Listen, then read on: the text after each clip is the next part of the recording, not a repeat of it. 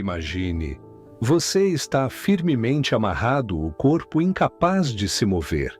Não em uma masmorra úmida, mas sob a luz clara do dia, sob o sol escaldante da antiga Mesopotâmia. 2 canoas de madeira são colocadas uma contra a outra, formando um caixão perfeitamente ajustado, deixando apenas sua cabeça, mãos e pés expostos para fora. O ar está carregado com um doce odor enjoativo. Eles o forçam a beber leite e mel, não como um último ato de clemência, mas como o início de um pesadelo. Eles espalham essa mistura pegajosa por todo o seu rosto e nas partes expostas do seu corpo. Em poucas horas, eles chegam. Primeiro as moscas, depois as vespas. Centenas depois, milhares de insetos atraídos pelo doce aroma, cobrindo-o completamente. Você não pode afastá-los, você só pode senti-los rastejando, picando. E isso é apenas o primeiro dia. Isso não é uma cena de um filme de terror. Isso é o escafismo, considerado o castigo mais cruel e prolongado já concebido pelo ser humano. Uma sentença de morte escrita com mel e sangue que se estende por 17 dias. A história que estamos prestes a explorar é sobre Mitrídates, um soldado persa. Um momento de glória no campo de batalha transformou-o de herói em condenado à morte. Mas essa história é mais do que um castigo bárbaro. É uma janela para a complexa relação entre poder e justiça e os limites da resistência humana. E mais importante, ela levanta uma questão central: o escafismo realmente existiu? Ou seria apenas um produto de uma propaganda brilhante projetada para semear terror e difamar um império inteiro? Hoje vamos mergulhar em um dos capítulos mais sombrios e controversos da história para descobrir a verdade por trás do castigo mais horrível já registrado. Para entender por que um castigo tão terrível pôde ser concebido, devemos voltar ao ano 401 a.C. O Império Aquemênida da Pérsia estava em um período de turbulência. O rei Artaxerxes II havia acabado de ascender ao trono após a morte de seu pai, Dário II. Mas seu trono foi imediatamente desafiado por seu próprio irmão, Ciro, o Jovem. Isso não era apenas uma disputa de poder familiar. Era uma guerra civil que determinaria o futuro de um dos impérios mais poderosos do mundo. Ciro, embora tivesse apenas 22 anos, era um adversário formidável. Como governador de Lídia e de várias outras províncias, ele acumulou uma vasta riqueza e construiu um exército de mercenários gregos altamente habilidosos. A sociedade persa, antiga, funcionava sob um sistema de hierarquia absoluta, onde a palavra do rei era a lei suprema. O conceito de realeza divina significava que o rei não era apenas um governante, mas também a encarnação dos deuses. Desafiar o rei não era apenas traição, mas também uma blasfêmia contra os deuses. Foi exatamente nesse contexto onde a lealdade absoluta era a condição primordial para a sobrevivência, e uma palavra descuidada podia ser considerada uma ofensa aos deuses, que a tragédia de Mitrídates começou. Honra e vergonha eram as moedas mais valiosas na sociedade persa. O reconhecimento real, a glória militar e o favor do rei podiam elevar uma pessoa ao ápice, mas, por outro lado, envergonhar o rei, mesmo que minimamente, podia levar a consequências inimagináveis. Tudo estava preparado para um confronto fatídico em Cunaxa, perto de Babilônia. 2 irmãos, 2 exércitos e um trono. Essa batalha não decidiria apenas quem seria o rei da Pérsia, mas também criaria um herói e uma vítima. A Batalha de Cunaxa foi um mar de pessoas e armas. Ciro o jovem, com a ousadia da juventude, reuniu uma força impressionante de cerca de 14.000 mercenários gregos, famosos por sua disciplina e habilidade de combate, junto com seu exército persa leal. Do outro lado, o rei Artaxerxes, segundo embora pego de surpresa, mobilizou um exército muito maior, incluindo a elite da Legião dos Imortais. A batalha foi feroz. Os mercenários gregos de Ciro provaram seu valor, derrotando facilmente o flanco oposto. Mas as batalhas antigas não eram decididas apenas por táticas, mas também por momentos fatídicos.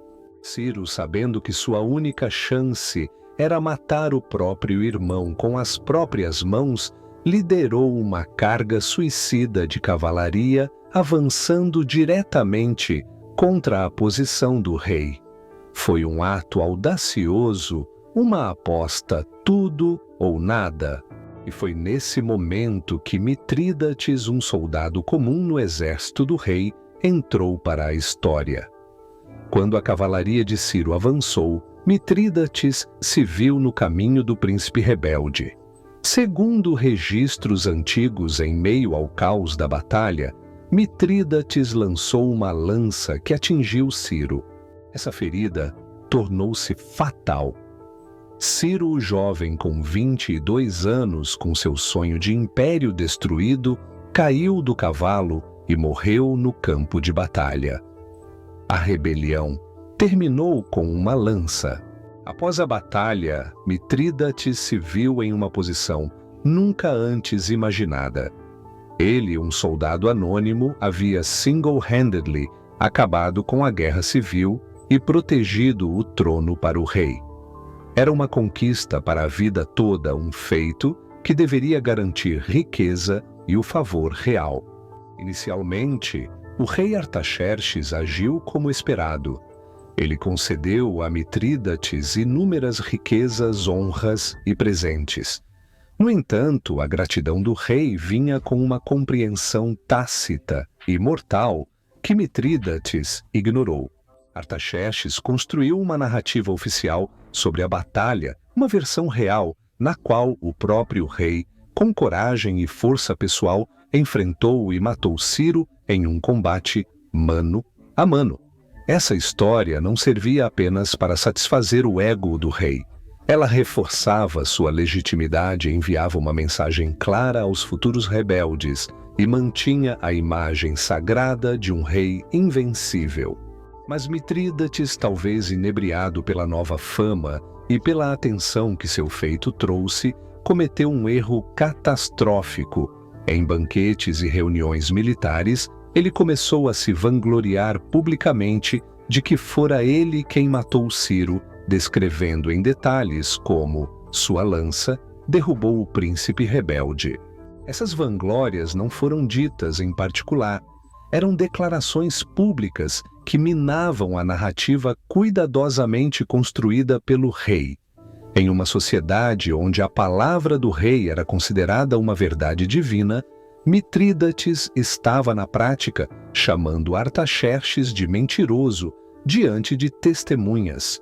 Isso não era apenas desrespeito, era um ato de traição, um ataque aos próprios fundamentos ideológicos do Império Persa. As palavras de Mitrídates, inevitavelmente, chegaram aos ouvidos da realeza. Inicialmente, os oficiais podem ter tentado dar a ele a chance de retratar suas palavras, mas Mitrídates, seja por arrogância ou ingenuidade, não percebeu o perigo mortal que suas palavras haviam criado. Quando o rei Artaxerxes decidiu que esse desafio não poderia mais ser tolerado, sua resposta foi absoluta.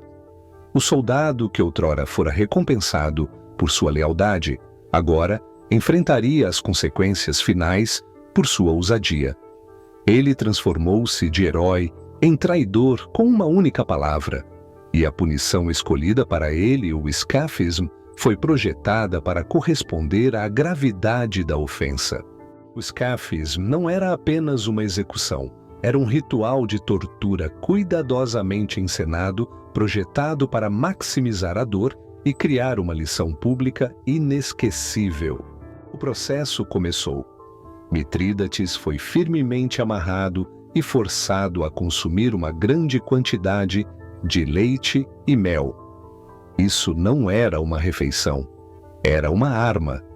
A mistura causaria diarreia severa, transformando o caixão de madeira em um poço fétido de excrementos.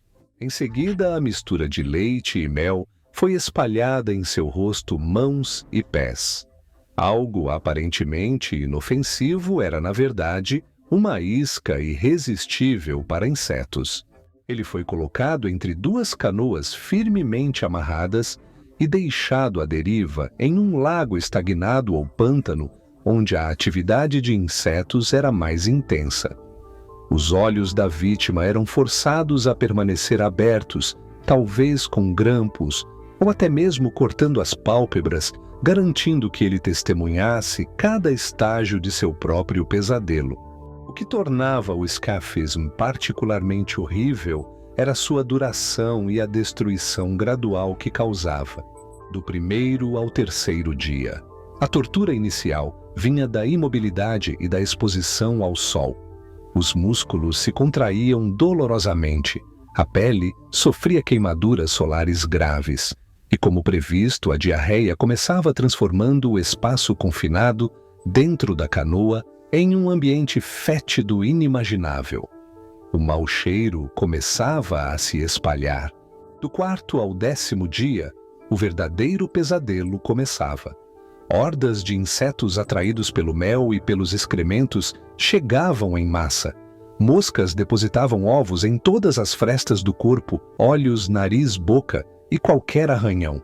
Abelhas e outros insetos começavam a picar incessantemente, impedindo qualquer possibilidade de descanso ou desmaio. Após alguns dias, os ovos das moscas eclodiam. Larvas começavam a surgir das cavidades no rosto de Mitrídates e a devorar seu próprio corpo. Registros antigos descrevem a cena aterrorizante de um corpo sendo comido vivo. Elas se enterravam nos tecidos moles, criando um espetáculo que a mente humana mal podia suportar. Do 11º ao 17º dia, o corpo de Mitrídates agora era uma massa inchada, infeccionada e necrosada. As feridas abertas apodreciam cada vez mais, adquirindo a cor preta, característica da necrose. A dor incessante agora vinha acompanhada de febre alta e delírios à medida que a infecção generalizada se espalhava. No entanto, a vítima permanecia consciente o suficiente para sentir cada momento de sua deterioração. Os órgãos internos começavam a colapsar. A forma humana original era quase irreconhecível, transformada em uma massa de tecido infeccionado e insetos rastejantes se alimentando. A morte, quando finalmente chegou no 17º dia, era quase um alívio misericordioso em comparação com a sequência de dias de sofrimento excruciante. A causa, provavelmente, foi uma combinação de choque séptico, falência múltipla de órgãos e exaustão total. A punição imposta a Mitrídates alcançou seu objetivo, demonstrar as consequências finais de desafiar o poder real. A história aterrorizante de Mitrídates e do escafismo vem principalmente de uma fonte, o historiador grego Plutarco, em sua obra Vida de Artaxerxes, escrita por volta do ano 100 d.C. Isso significa cerca de 500 anos após os eventos supostamente terem ocorrido. O relato de Plutarco é extremamente detalhado e gráfico. Ele descreve o processo de execução, o papel do leite e do mel e a morte prolongada por 17 dias. Mas podemos confiar nisso. É aqui que devemos nos tornar investigadores históricos. Então, qual é a hipótese alternativa? Historiadores modernos, como a doutora Maria Brosius, argumentam que o escafismo carrega todas as características de uma história de propaganda anti-persa criada pelos gregos. Curiosamente, os próprios gregos tinham punições cruéis. A punição chamada psifonismo envolvia confinar a vítima em um espaço apertado e deixá-la morrer lentamente. É bem possível que o scaphismo seja uma versão distorcida ou exagerada de métodos de punição existentes na sociedade grega e não na persa atribuída aos seus inimigos. Apesar das sérias dúvidas sobre sua autenticidade histórica, a história do scaphismo teve um impacto profundo e duradouro na percepção ocidental sobre a civilização persa antiga. Ela se tornou uma verdade cultural, um exemplo clássico de crueldade extrema. Durante a Idade Média, os cronistas europeus aceitaram essa história como um fato histórico, usando-a para reforçar a superioridade moral do cristianismo. No período do Iluminismo, filósofos como Voltaire a utilizaram como exemplo da brutalidade despótica das monarquias absolutistas. E na cultura popular de hoje, o scaphismo continua aparecendo em filmes, livros e histórias de terror, muitas vezes sem qualquer reconhecimento das controvérsias acadêmicas que o cercam. Uma história cativante, especialmente uma história horripilante, tem uma vitalidade que supera até mesmo a verdade. Então, no final, o que a história de Mitrídates nos ensina, talvez ela não nos diga muito sobre os persas, mas revele muito sobre os narradores, os gregos. Ela reflete suas ansiedades sobre uma potência estrangeira formidável, a necessidade de justificar suas próprias ambições imperiais e o desejo de posicionar sua civilização como moralmente superior. O scaphismo é um estudo de caso sobre como a história pode ser moldada por propaganda e preconceitos. Ele nos lembra que as fontes antigas, por mais detalhadas que sejam, devem ser avaliadas no contexto de sua cultura e política. A história de Mitrídates, seja fato ou ficção, continuará a fascinar e horrorizar leitores por muitas gerações.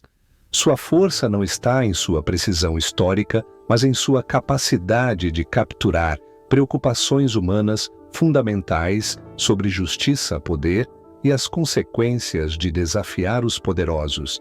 Talvez os monstros mais aterrorizantes da história nem sempre sejam aqueles que cometem atos cruéis, mas às vezes aqueles que criam histórias sobre eles. E enquanto continuamos a lidar com questões sobre punição justa e os limites do poder estatal, histórias como essa, independentemente de sua autenticidade, ainda têm valor. Elas são um lembrete de que a linha entre justiça e crueldade, entre verdade e mito, às vezes é assustadoramente tênue. O debate entre a verdade histórica e o mito é exatamente o que torna a exploração do passado tão fascinante. O que você acha? O escapismo foi uma punição real ou apenas uma obra-prima de propaganda dos antigos? Mais importante, qual capítulo sombrio da história da humanidade você acredita que devemos investigar a seguir? Deixe seus pensamentos e sugestões na seção de comentários abaixo. Sua sugestão pode muito bem se tornar nossa próxima jornada pelas sombras da história.